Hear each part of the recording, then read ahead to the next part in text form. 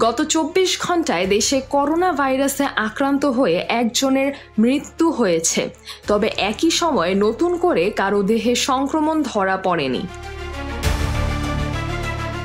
রোববার ১৩ জুলাই স্বাস্থ্য অধিদপ্তরের প্রকাশিত সর্বশেষ সংবাদ বিজ্ঞপ্তিতে জানানো হয়, এই সময় ২১৮টি নমুনা পরীক্ষা করা হয়, কিন্তু এর কোনোটিতেই করোনা ভাইরাস শনাক্ত হয়নি। বিজ্ঞপ্তিতে আরও উল্লেখ করা হয়, দেশে করোনা মহামারীর শুরু থেকে এখন পর্যন্ত মোট শনাক্তের হার দাঁড়িয়েছে ১৩.০৪%, তবে গত একদিনে এই হার ছিল ০%।